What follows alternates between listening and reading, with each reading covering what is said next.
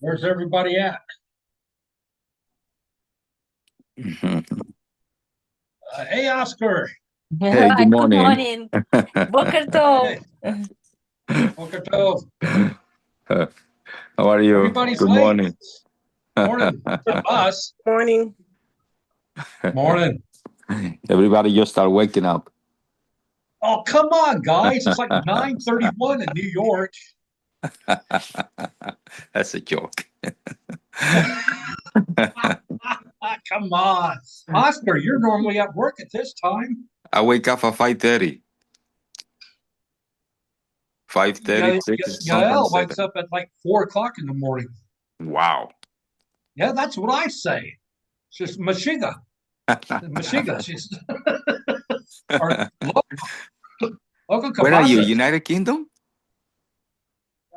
San Antonio, Texas. We're in Texas, unfortunately. Wow. Fortunately. Unfortunately, yes, 10, unfortunately. Oh, wow. What time is Yeah, it wow. there? It's the same time? Say again? It's the same time as in New York? No, we're 1 hour behind you. Oh, wow. So if it's 9:32 your time, we're 8:32. Oh, wow. Yeah. Yeah, we're always backwards. We're in Texas. We're always backwards. That's the way. It's a Texas thing. Can't help you. Yeah. Oh, Don't care, wow. man. Uh, it's a southern thing. It's Yeah. Oh, beautiful. Lopo. Not here. Low tone. Not good. Oh, Oh, yeah. wow. Look at that. Good Rockles. morning. Good Hi, Hello, morning. Ariel. Ariel. Good morning. Morning. Wow. Mm. I'm in a spot. Oh, good. Morning, Sophia.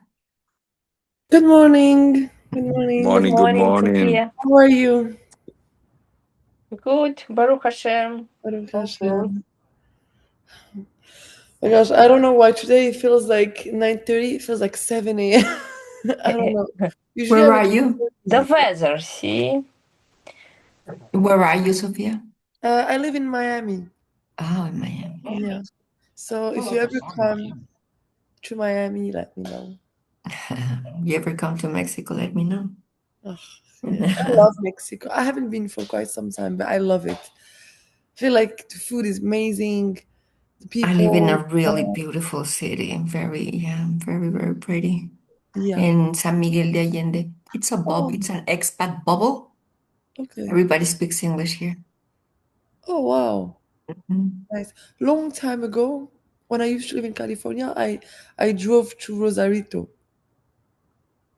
I don't know where that It's a is. small city. It's very nice. It was very nice. It's very local. Mhm. Yeah. Uh, I converted a long time ago, but I can't stop coming. I'm Oh, really? addicted to this class. Oh, that's amazing. When did you Yeah. convert? It's been over a year. Oh, wow. Yeah. I went to Can you Queens be in my New York. refresher? Oh, you Hmm? went to New York? Yeah, to Oh, Queens. Hmm. did you do it with Rabbi Raskin? Rabbi Raskin and Rabbi Golan from the Beit Din in Queens. Oh, that's beautiful. Yeah, it was very nice. And from the mikvah, we got married. My hair was still wet from the mikvah when I got married. Yeah.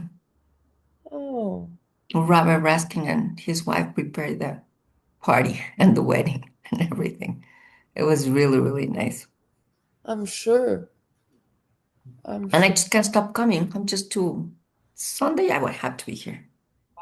Yeah. Yeah, honestly, I feel that I love the Sunday class. I mean, I love both classes, obviously, but it's just like you get to know everyone. And I was telling when I saw the rabbi last time, I was like, I wish all of you guys were coming to my show, you know? Henrietta from England has come to my house. All of you are invited. We have a lot of spacing. And there's a Chabad house 4 minute walk away from Oh, here. wow. You want to Oh, take a wow. break from the winter? Honestly, No snowing here, no blizzard, no nothing. I'll have to take you on it when I visit Mexico. It's definitely on my list. I've been to Mexico, but not your city, not the mains. Mhm. I'll take you on it one day. Do you ever come to Miami or not really? I have been I've been there vacationing, but it's not like on my regular map. Yeah. Where are you in Miami, Sophia? I go to Miami all the time. I live in Brickell. Okay, I go to Midtown Chabad, like by Edgewater. Okay, how's the Chabad there? I It's only good. It's good. My boyfriend lives there, so when I'm not at my shul in Toronto, I go to Midtown Chabad in Miami. And it's nice. It's like smaller, like more community, but if you go, I'll tell David to make sure to Oh, I save you. would love that. I would love that. I go to the one in Brickell. Yeah, It's it's also big. smaller, but it's still some like you still see new people sometimes. Yeah, like it that even still feels big compared to Midtown Chabad is like very community. My boyfriend's Oh, actually on a trip with the Midtown Chabad for the rabbi's 50th birthday in New York this oh my weekend. God. And they went to the Chabad teen thing that Rabbi Raskin posted in the WhatsApp group. Yeah, Um yeah, they love each other. It's so cute. Like it's just the rabbi's 50th birthday and they're there going to like the OL and like everything. It's adorable. So it's a that's very like close-knit Chabad if you ever want to take a walk. It's not, I've walked from Brickell to Midtown. It's not too bad, but it's very like small and cute. I loved it. I love it. It's definitely doable on a when it's not too hot or raining. Exactly. I would Yeah. say definitely doable. That's amazing. Many Chabad houses are like that, right? Like small and intimate, right? Hmm. Yeah. Ours is like that. Morning, Rabbi. Good morning, everybody. How are Good you? morning. Morning, Rabbi. Baruch Good Hashem. morning, Rabbi. I'm a little late this Morning, evening, Rabbi. so we were a little stuck for the minion. Those of you who have your cameras off, if you could turn them on, that would be great. As you can see behind me, it just started snowing in New York, so if you're not here, you're missing out on the snow. Okay. I hope everyone had a beautiful Shabbos. Yeah, Baruch Hashem. Yeah. Baruch Hashem, spectacular. Okay, let's jump into it just because I'm running late, so I would like to accomplish and to review all of our Purim preparation. That's what today's class will be about. So I'm going to go just to give you a little overview of today's class. We'll go over the Purim story, the mitzvahs of Purim, the commandments for Purim, the fast, and then we'll go over the times and we'll discuss the Megillah in depth a little bit if we have the time. Okay, let's get started. So those of you who do not know the Megillah story, we're going to jump into it now. First of all, the Megillah is framed right after the first exile of the Jewish people. What do I mean by that? Nebuchadnezzar, Melech Bavel, the king of Babylon, at that time, seemingly, the Persians were one of the strongest empires in the world,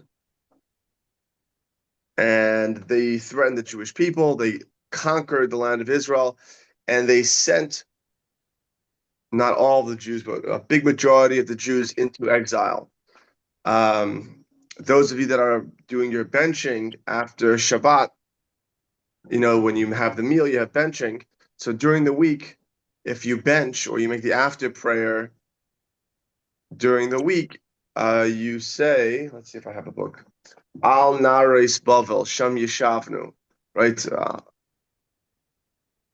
The story, basically, it's kind of like remembering the exile of the Jews leaving Egypt and going down, because Israel's higher on the map, going down to Bavel. It was a very, very traumatic time for the Jewish people. It lasted around 70 years. That's how long the Jews were in exile in Bavel. And as you should know, Mordechai and Esther went down to this exile. And this is the first of the three exiles. It's known that there are three major exiles before the Mashiach will come. The first one was Melech Bavel, and the second one was at the Second Holy Temple, and the third one we're in right now. Right, we're in the third exile as of now.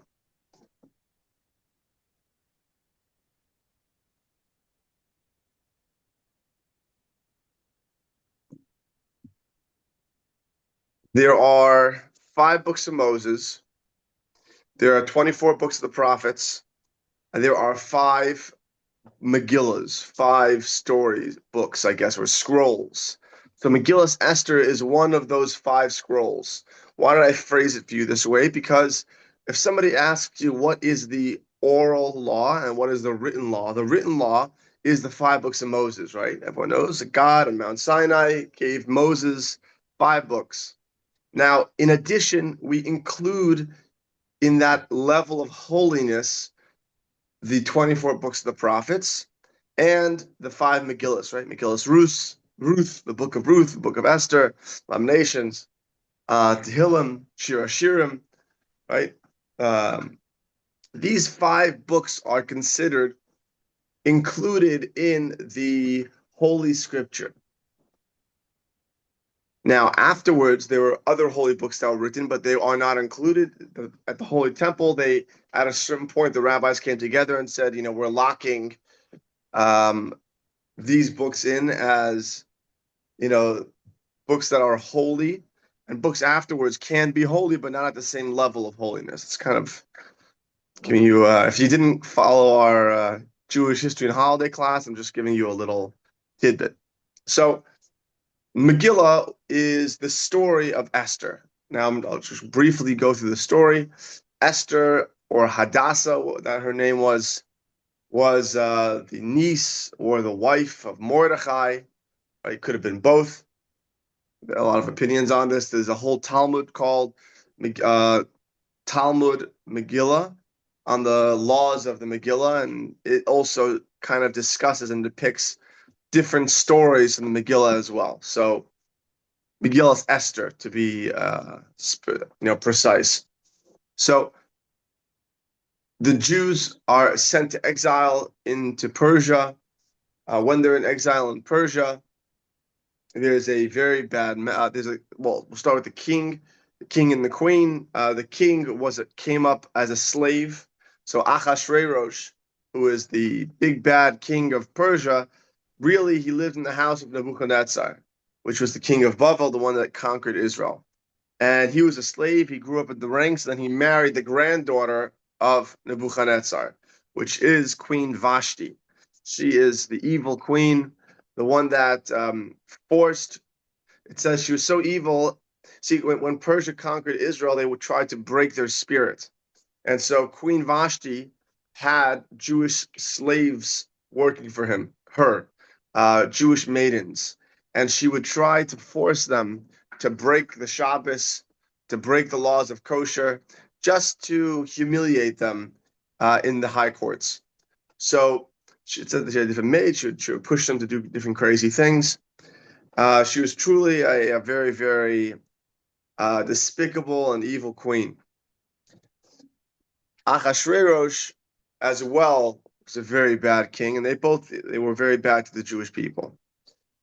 There's a very, as we know, there was a great feast, and at that feast, Achashverosh calls for his wife to perform in front of all of his friends.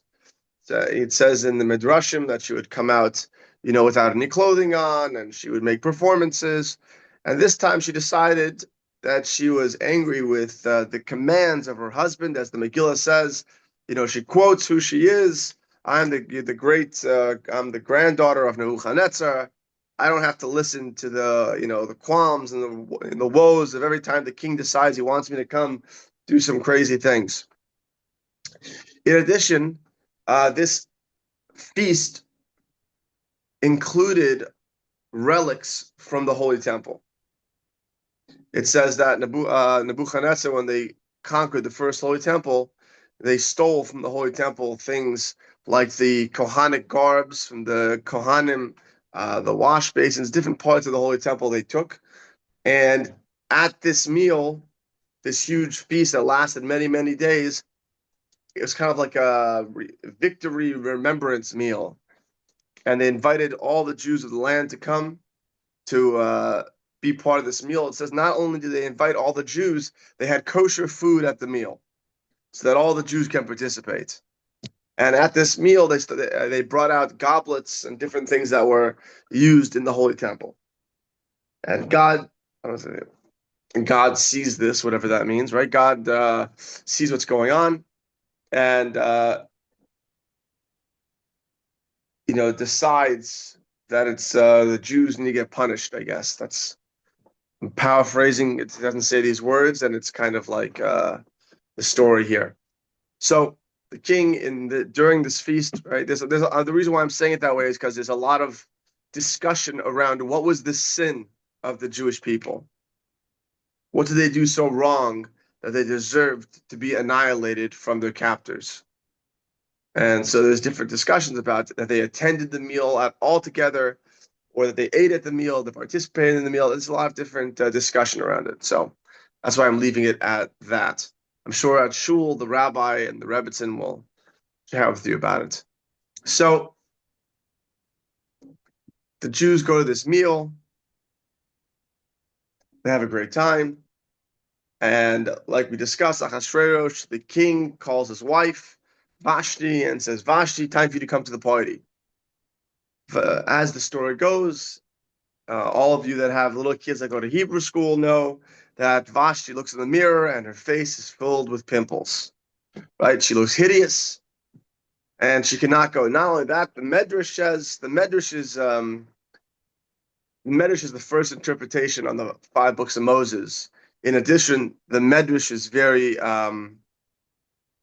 seems very mythical.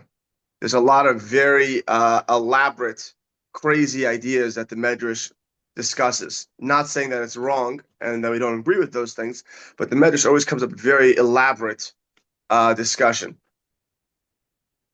The Medrash says that not only was she had pimples all over her face, says she grew a tail, right? So she was truly disgusting.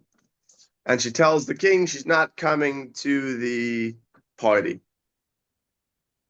King is furious, he's angry, and he calls his advisors. It says it could be that you had Haman and Haman there, and you had different advisors.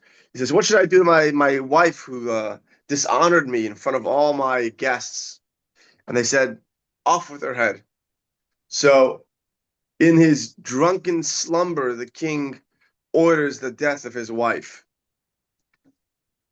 Wakes up the next morning, and now he realizes he does not have a wife anymore. So he goes on a wife hunting mission. He sets up a division in the kingdom, and he has a beauty magistry, and they have a beauty pageant to find who is the most beautiful woman of the land in order to marry the king. So the beauty pageant goes, all the women are there. There's even a guy, his name is Haggai. There's a guy, his name is Haggai. And Haggai's job is to make sure the women look at their best. And he sees, and not only it didn't seem like the women had a choice to participate, right? That's part of the story, is that the most beautiful women were forced to participate in this beauty pageant. And so Esther Hadassah, who is a Jewish woman, is put in this beauty pageant. This person, Haggai, based off the language in the Megillah, shows her favor, and takes care of her and allows her to participate in a modest way, so hopefully. And she goes in front of the king. The king says, "This is the one I want to marry. Out of all the women of the land, you're the one I want to marry." Now, on this topic, there's a discussion if Esther or Hadassah was beautiful or she was ugly. Okay, in the Talmud, there's a discussion around this, a debate. Some people say she was the most beautiful woman in history. Not only that, they say that in Jewish history there were 4 women that were the most beautiful, and Esther is one of those 4 people. That's one interpretation. And that's why it makes sense that the king chose her, because she was so beautiful. There's another interpretation that says Esther, like Hadassah. Does anybody remember where the word Hadass comes from? Hadass? Think about Jewish holidays, and can anyone tell me what Jewish holiday has the word Hadass in it? It's one of the 4 species of the lulav. Very good, right? There's the lulav on Sukkot. We shake the lulav. We have an esrog, which is the citron. We have the hadas arava. We have the willow, and we have the I don't remember what the English word for it is. Another plant, and then we have the palm. Palm What's leaves. it called? Palm leaves, right? No? The palm leaves, yes. So you have all 4 plants.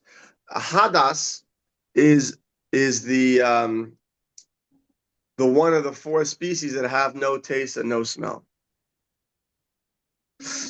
Now, why was Esther called like a hadas? Because it says that she had a yellow-green complexion. Not only was she not pretty, she was ugly. That's the other opinion. And so if that's the case, it makes the story even stronger, because why did the king choose her? So it was a miracle that the king chose a woman that was not pretty. Right? Again, so either she was the most pretty woman of all, or she was the ugliest. I guess Jews were extremists, so it's one or the other. The Ibn Ezra, who is a medieval interpreter of the Bible, he said that she was the most beautiful, and based off the language of the Megillah, he says that her face was perfectly symmetrical, which is interesting to me, because my wife once showed me an article that they found that based off the theory of evolution, that the more symmetrical a face is, the more beautiful it looks. So it's interesting that the Ibn Ezra, who was lives around 1,500 years ago, or what is that, 1,300 years ago, came up with a similar definition of what a beautiful person looks like. Just an interesting thing I came upon. So Esther, whether she is beautiful inside or outside, right? Because the Medrash says that even if she was disgusting on the outside, her inside was so beautiful that the king chose her. So you have a lot of different ways of looking at this story. So the beautiful Queen Esther becomes the queen of the Jewish people. As the story continues, Queen Esther, it guesses in, communicado with her uncle or her husband, depending which opinion you hold. Like Mordechai, and it says Mordechai sits by the gates of the king. As you know, Mordechai sat on the Anshe Knesset HaGedolah. What is the Anshe Knesset HaGedolah? This was the great assembly of rabbis, the greatest assembly ever of rabbis to ever sit together. What makes it so great? It was between 70 and the Anshe Knesset HaGedolah had 120 rabbis that sat on the court at the base of Mikdash, and these were some of the smartest rabbis to come together. What do we mean by what makes them smart? So it says that in order to sit on this court, you needed to be able to speak at least 70 languages. So Mordechai was one of the people who sat on this court, and he spoke at least 70 languages. So as the story goes, Mordechai is sitting at the gates, and he hears 2 people chatting and discussing a plot to kill the king. And he tells Esther, Esther tells the king, they foil the plot, and the king decides he wants to thank Mordechai, right? If you look at the Megillah, Amash doesn't really say how much time happened between this story and the king deciding to thank Mordechai. And the reason why it says that is because when does the king decide to thank Mordechai for this? He's sleeping and he has a dream. The king wakes up in the middle of the night. The king is frightened. It says, "Balayla hu nadada shnas hamelach." In the middle of the night, the king awoke. According to a lot of the mafarshim, a lot of the interpretations, the reason why I'm bringing in so many interpretations into the story is because if you read the Megillah, it is a little cryptic. In addition to that, there are so many nuances to the Megillah. There are hundreds and hundreds of books written on this one story. So try to bring in some of the relative ideas. So it says, "B'laylu nadar shnas hamelach." On that day, the king awoke. And most of the interpretations say that this is not just referring to King Achashverosh. This is referring to Melech Malchem Lachem HaKadosh Baruch Hu. It's talking about the creator of the universe. God woke up. Now, what does that mean that God woke up? Obviously, God does not sleep and God does not wake up. So what we mean by this is that God awoke from his distance from the Jewish people.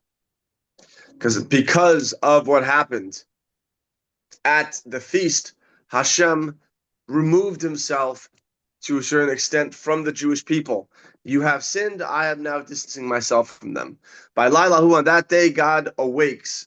He sees the pain of the Jewish people, and he says, I'm ready to help them. I'm ready to, get them back onto where they need to get to. So on that night, he wakes up. What happens?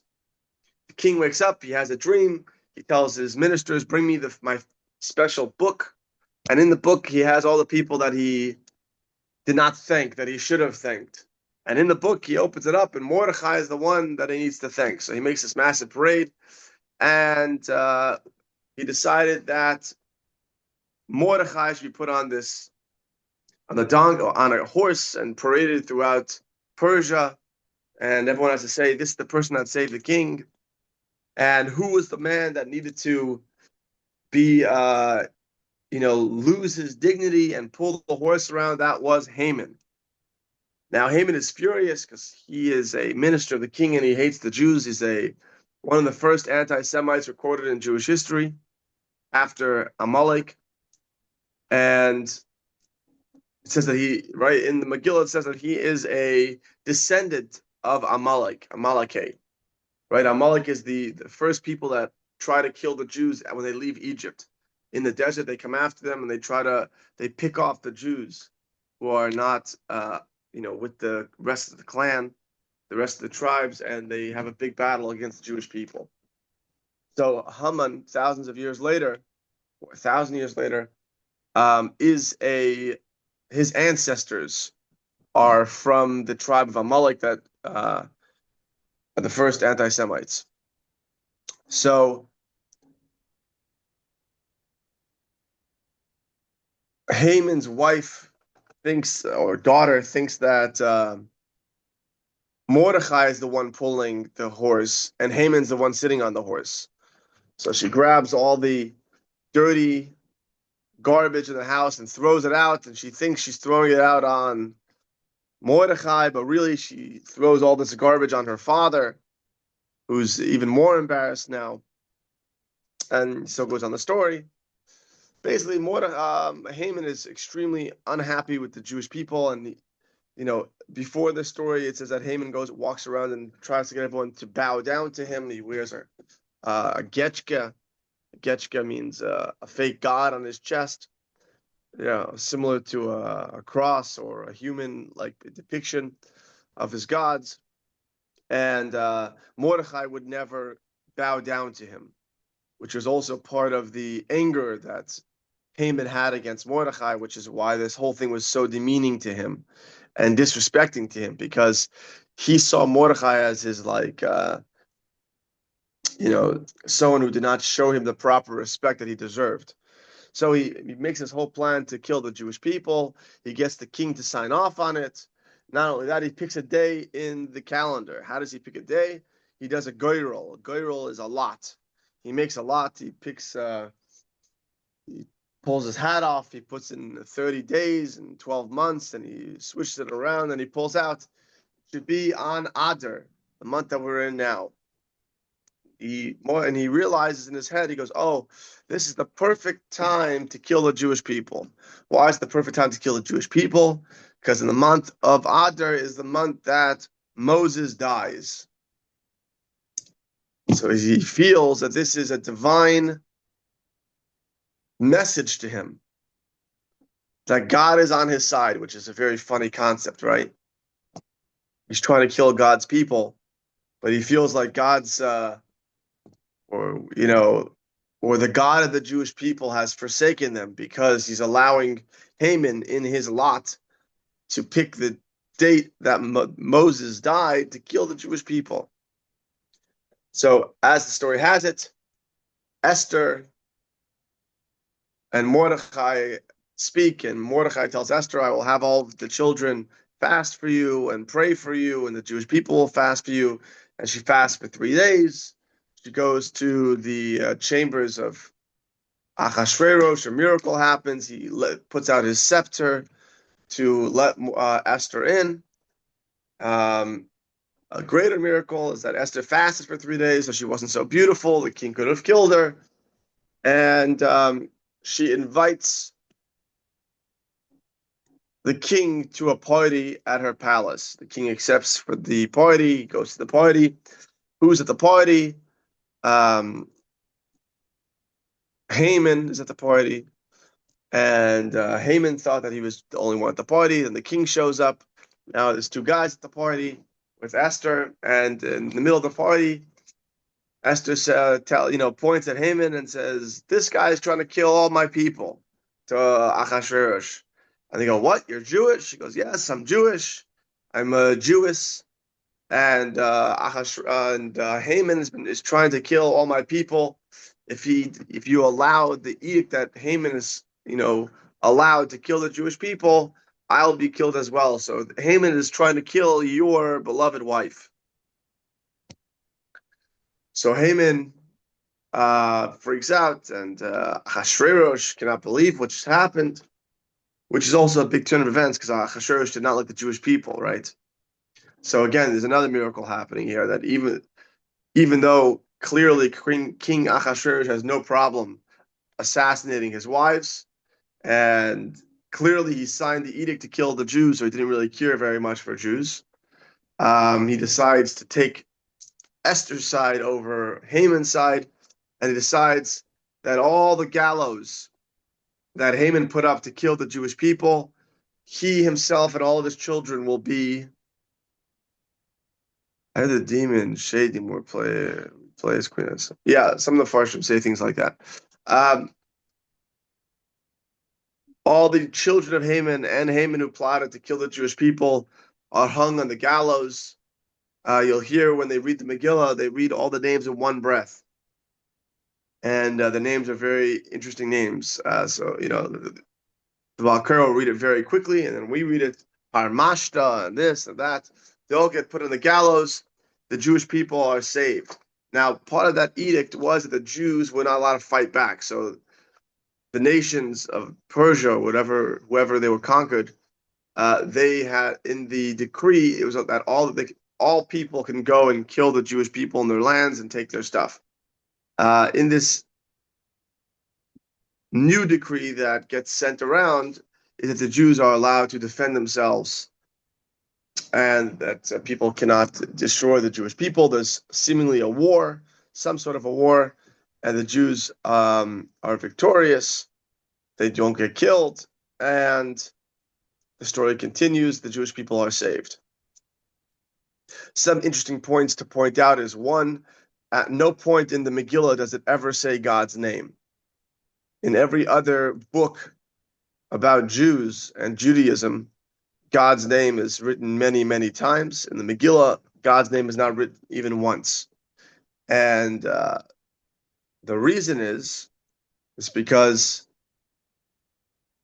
there's no clear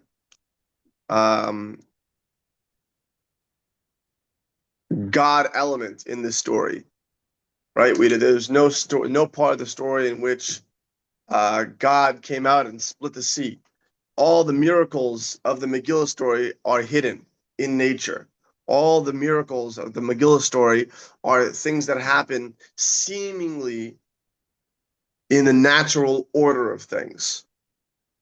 That being said, it is kind of a representation of the highest level of God being invested in nature. Right? There are different levels of God, the level of God that's above nature and the level of God that is involved in the day-to-day life. And so it's a very unique story in which we don't have one mention of God, but at the same time, God is present in this story, perhaps even greater than any other story. And there's a lot of things written on this. Just an interesting point. When you hear the Megillah in the synagogue and you watch the wording, you'll see there's no name of God at all in the Megillah. So at the end of the Megillah, Esther and Mordechai sit down and they write the Megillah. And they say there are four things that you need to do on Purim to remember the miracle that happened on Purim to the Jewish people. The first thing is to hear the Megillah story every year. We hear it twice. We hear it at night, the night of Purim, and the next day at some point. The second mitzvah of Purim is to have a feast, just like the feast of the Purim story. So we have a massive Shushan-style feast. That has to be the day of Purim. So, for example, if the Purim starts at night and then it goes to the next day, you'll see that most shuls will have a Purim party that night, but it has to start during the day. You have to wash your hands during the day in order to make a Seudas mitzvah, a Seuda of thanks to Hashem, to God, for this miracle that happened to the Jewish people. In addition, you need to give 2 ready-to-eat foods to somebody else. Any blessing is fine as long as it's a normal size food. The idea of giving food, 2 ready-to-eat foods to another Jewish person is that they should be able to use those foods for the meal. That's the idea. So you're helping participate in somebody else's Purim feast. So you should give to somebody else 2 ready-to-eat foods. I think the Chabad Rebbe gave the Satmar Rebbe every year an orange and a honey cake. That's what the Rebbe gave. And it's a mitzvah for every single person to give to somebody else. Very important, a husband and a wife should make sure to both fulfill this mitzvah. Sometimes people will buy into this, Purim basket charity thing for the synagogue. They'll be collecting money for Purim baskets that go out to all the people. Even if you participate in that, you should try to at least give one person, yourself, 2 ready-to-eat foods to somebody else. Why ready to eat? Because it should be something that they could have in their meal. If it's not cooked, they might not have enough time to cook it. So even if you make a really fancy basket, I'm sure you'll start looking and you'll see people spend a lot of money and a lot of energy into creating beautiful Purim baskets. And sometimes there are not ready food in it, like pasta and this and that. You should at least make sure that there are 2 items in that basket that is ready to eat. That's why I see it's very common that people have wine in the basket. That's a ready-to-eat food or drink, and it's something that you'll use at the meal. Because at the meal, the Purim meal, you're supposed to have a feast. Wine, supposed to drink a certain amount of wine. I've seen people give bread and butter. Everyone, you'll start seeing it's a very exciting opportunity. The last of the 4 mitzvahs is Matanas Lavyonim, to give money to the poor in order for them to have a Purim feast as well. So you should give at least 2 poor people enough money in the cost of at least a full meal. So you might ask me, Rabbi, what does it cost for a meal? It's a great question, because you could have a meal, a bagel and a coffee, which costs you $3 or $4. I guess it doesn't cost $3 anymore, but let's say $7. And $7 is more accurate, Rabbi. Thank you, Isaac. I appreciate it. Or you could go to a Reserve Cut and buy yourself a steak dinner for $300, right? So the idea is to give them a homeless person, discuss who you should give it to in a second, but you should give people, at least 2 poor people, the cost of a meal. I would say at least $10, right? $10, $15. somebody could go pick up bread and some sort of something to drink. $10, $15, but you could do whatever makes you feel comfortable.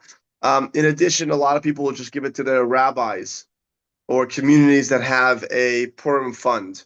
And the Purim specifically, again, this money needs to go specifically to Purim. It can't go just to like, I'm sending money out to poor people for the year. No, specifically, every community has a Purim fund where they'll have money to give to families that don't have enough money to pay for a Purim feast of their own.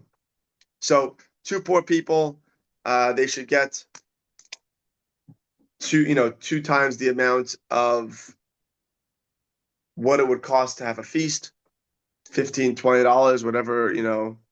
I heard once a rabbi say, whatever you're going to spend on your feast, you should give to somebody else's feast. That might be a little high, but at minimum, what you think it would cost for a basic meal of the day. So, two poor people will get that. What's a poor person? The Shulchan Aruch says someone that has less than $200 in their pocket. In addition, the Shulchan Aruch says that college students are all considered poor people, or all students are considered poor people because they have more debt than they have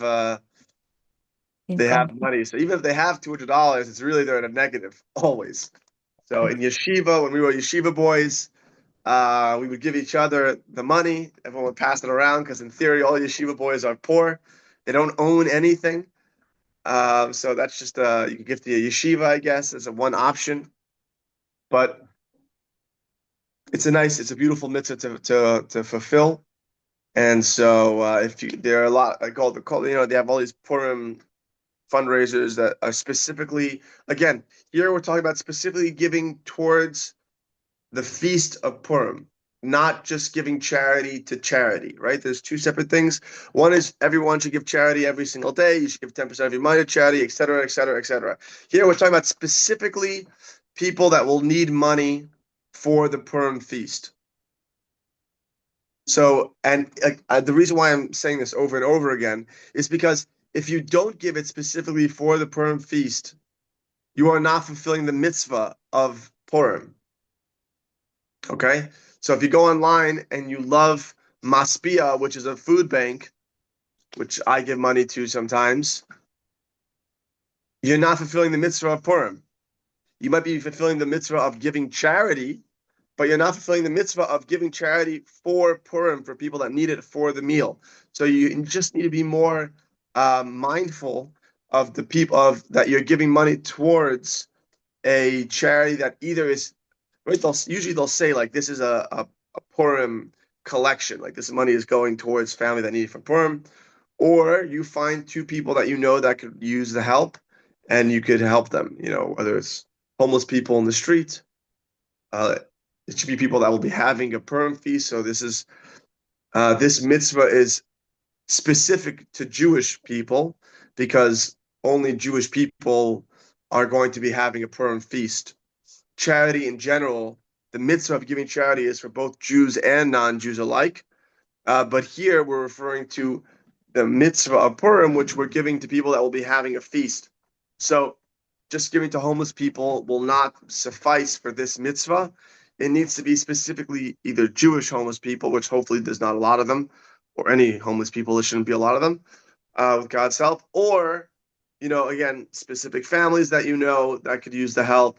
I know in Brooklyn Heights, there's this guy who walks around and he wears a kippah and he says he's homeless. So if you want to seek him out, it's a good option. Just giving you some ideas, I'm sure. Sadly, there's a lot of people that need help in this world, and I'm sure you can seek them out and help them. So those are the 4 mitzvahs of Purim. Rabbi, is that guy really Jewish? Or is he just putting a keep on? Epstein? No. The guy that's always outside. Yeah. Always... His name is Epstein. I know, it's a funny name, but oh my God. But is he actually Jewish? I don't know. It's not it's not my place to start checking everybody, but that could be up to you. The day before Purim, we have something called the fast of Esther. Just to confirm with everybody, the mitzvah of Purim is both for men and women. They both need to fulfill these mitzvahs, right? The miracle of Purim was primarily done by women. Therefore, Esther, who was the savior of the Jewish people in this story, was a woman. So all Jewish women need to be present in this holiday, and it's very female oriented, and you have to fulfill all these mitzvahs, all these commandments. The day before Purim, there's a fast. It's a short fast. It's called the fast of Esther. Women can fast this fast if they want to. They do in general, they do not have to fast all the fasts. It's because women are weaker. I'm just joking, guys. It's nothing to do with that. Nothing to do with the strength of fasting, of how strong you are and how strong you're not. It has to do with time-bound mitzvahs. Women in the Jewish tradition are not forced to fulfill a mitzvah that is bound by time. And most fasts are time-bound mitzvahs, right? You have to fast on this day only and not any other days. So therefore, women do not have to, in general, they're not forced to, they don't have to fast. They can and should fast, and it's a mitzvah if they do it, but they don't have to do it. Just putting it out there. And there are certain fasts that women have to do. For example, the fast of Yom Kippur is you must fast, right? But for example, the fast of Esther, it's not a must. You should, if you can. It's better too. But if you don't do it, it's not like you broke a commandment that was given to a woman. Men, on the other hand, have to fast because in Jewish tradition, men have to follow all time-bound mitzvahs. I'll give you some examples of time-bound mitzvahs. For example, tefillin in the morning is a time-bound mitzvah. We go on and on about all the time-bound mitzvahs, things that are even prayer, right? Prayer, that 3 times a day, prayer is a time-bound mitzvah. They have 3 specific times. That's why women do not need to pray 3 times a day. Well, you should, you could, it's great. You don't have to. But at minimum, a woman should pray at least once a day. And that is because prayer, even though prayer is a time-bound mitzvah, a woman still has to fulfill the commandment of thanks. And that is not time-bound.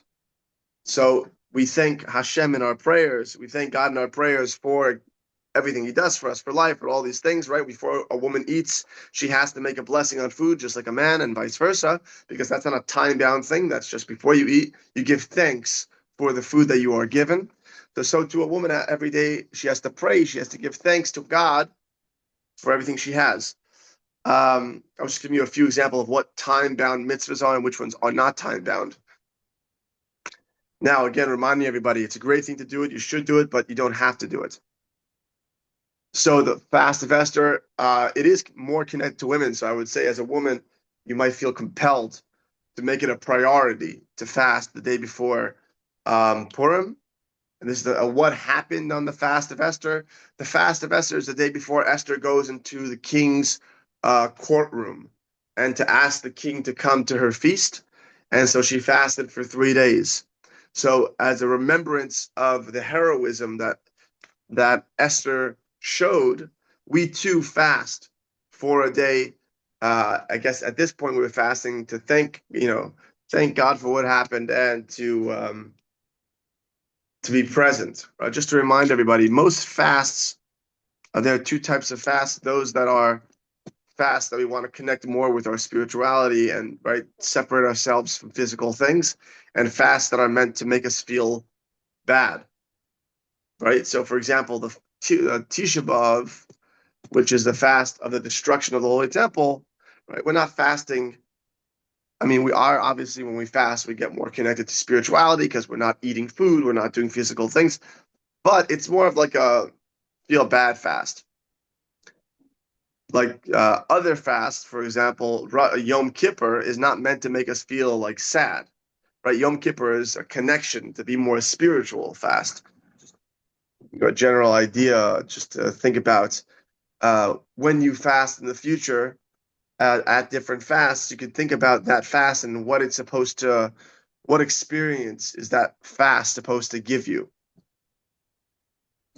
And on top of that, obviously, there are different interpretations and different meditations and all these things, but just kind of something to think about when you're experiencing the fast. So let's do, just want to pull up the times for everybody. We go to Chabad.org to look up the times for the fasts and the Megillah readings. Something to think about is that in different places you'll have different times because you're in different time zones. So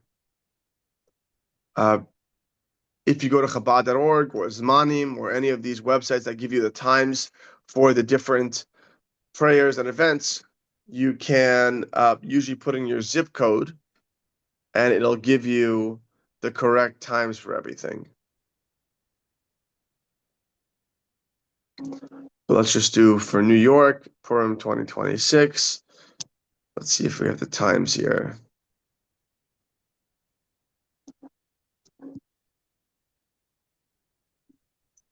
I forgot to mention that on Purim we eat hamantashen.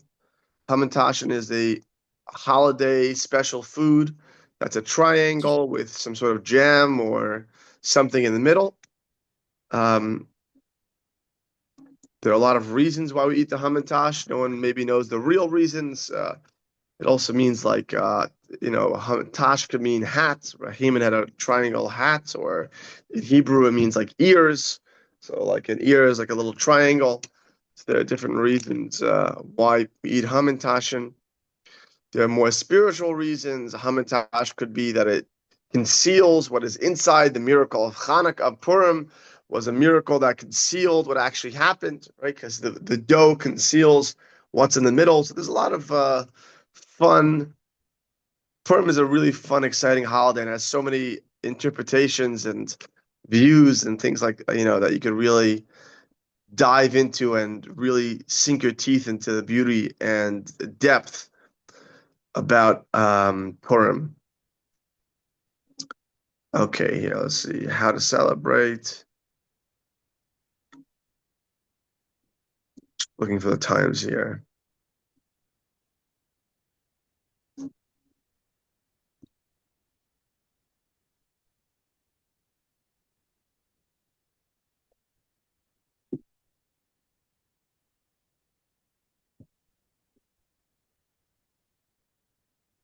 Okay, here we go. Click here for...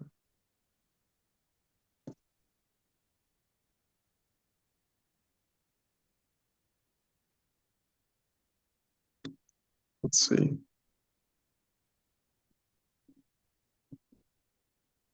In addition, on the fast of Esther, we do the half a shekel. We recently read in the Torah portion about how we would give half a coin to the Holy Temple to count the Jewish people. And so on the fast of Esther and Shul, we do the same. We give half a coin for every member of our family as a counting of all the Jewish people. Okay, so Megillah reading, the fast begins at 5:04 a.m. the day before Purim, which is going to be March.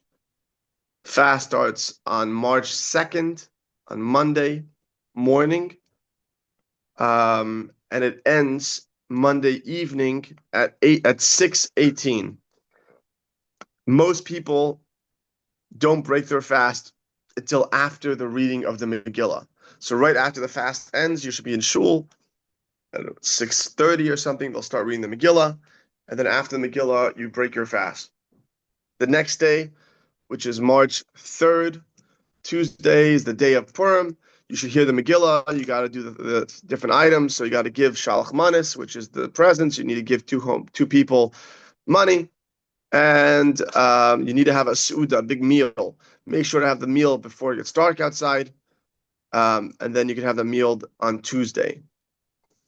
So, and then you need to hear the Megillah reading as well. So those are the 5 things that you have to do on the day of. And those are the times. Okay. Got 4 minutes left of the class. Are there any questions about Purim? Hey Rabbi, I have a question. Shoot. So you said one of the mitzvahs is to give money to the poor so they can afford a meal. I was wondering if the person itself, let's say, is poor, are they still required to give money to the poor? Yes, they are. They are. They most definitely are. In Jewish law, everybody needs to give charity, even the poor. Not only that, it's an interesting calculation about when a poor person takes money from the community, how much of it he is allowed to almost, or has to give to charity. But yes, a poor person should be giving charity, and I mean they could do all these things at a minimal level. Okay, thank you. Yeah, you don't need to be giving $100 to every person, but you should be giving at minimum, maybe the cheapest amount, $2, things like that. Yes. And Rabbi, the charity can only be in the form of money. For the meal, Um, you mean for there's two things here. One is to give shalach manas, which is true ready to eat foods. That's a present that you give to other people that are, friends. And then, yes, you're supposed to give money that a poor person can go out and buy food. I was gonna say for the poor person, the only like way would be the money or the food. They can't do it charity in any other kind of way, like volunteering type of thing, right? Oh, not Different for category. Purim. Okay. Not for Purim. In other times of their, throughout the year, they could do it in other ways, but Purim specifically has these commandments or these traditions, I guess. Got So it. And that's not then biblical. you said that the mitzvot of sending food for gifts or gifts to the poor, these two mitzvot, they're supposed to be to Jewish people. If you unknowingly gave it to someone who was non-Jewish, for example, Epstein, who you thought was Jewish but is not Jewish, did you This guy fulfill has your no clue. We've mitzvot? been talking about him for the whole class. Yeah. But like, did you fulfill your mitzvot if you unknowingly? The answer is no. You have not fulfilled the mitzvah of giving for charity on Purim, but you did fulfill the mitzvah of giving charity to a person. But you did not fulfill the mitzvah of the Purim mitzvah. That's why there are people that I know of that will give to 10 people because they want to make sure they fulfill the mitzvah perfectly. So if you go around and give 10, Jewish people that, and also there, think about it. How many people that you know are poor that don't have $200 to their name? I mean, if you have an iPhone and you're poor, you have more than $200, right? Mhm. So it gets a little complicated. But as Jews, we like to make everything super complicated. So therefore, there are a lot of ways of doing it. Rabbi, I have a question. Can I ask? Dude, Rabbi, only if it's a good question, Isaac. you know I always have a good question, Rabbi. Uh, Rabbi, my question is it true that you're supposed to give the Purim basket to somebody like that you maybe not so much had a fight with or like something like that? Is it better just to give that? They say that it's a big of a mitzvah to give a person that you maybe were a little bit at odds, and it's better to give a gift like. Is that true or no? It sounds like a nice idea. It's not. It doesn't say that in Shulchan Aruch in the Code of Jewish Law. That's not a concept there. But I am not my father last night was speaking and he was saying there's like unlimited amount of interpretations and discussions on things and opinions, and whenever you say all people hold of this in Judaism, it's impossible to say that. But it sounds very reasonable to me to give it Yeah, to I mean, somebody that you're at odds with, to show them, as Jews, we have to love every single Jew no matter what. So but if it you has to could go figure but it out has to be from a Jew to a Jew, right? It can't be to a non-Jew, for example. that's correct. Yeah. Again, a non-Jew does not have this commandment, right? Right. Yeah. Okay. Makes It's sense. nice to give it to a non-Jew, and I give shalach manas to some people that are not Jewish, some that Yeah. are, to have them share in the spirit of Purim. But I know that I have to at least give it to one Jewish person, so I fulfill the commandment of giving shalach manas, of giving food to other people, right? So it's two separate things. My mother makes, like 100 shalach manas and is giving it out to everybody. All of her teachers get it. Some are Jewish, some aren't. So it's not that you can't give it to them. It's just if you want to fulfill the commandment, and I'm using the word commandment here, it's not a commandment, it's a Jewish law, because this was created something after the giving of the Torah. So it's from the rabbis. But to fulfill that rabbinical decree, it has to be given to someone who has that mitzvah, right? And someone who's not Jewish does not have that mitzvah. Yes. And then in terms of charity, also you mentioned that how is charity work hand in hand in that situation as well?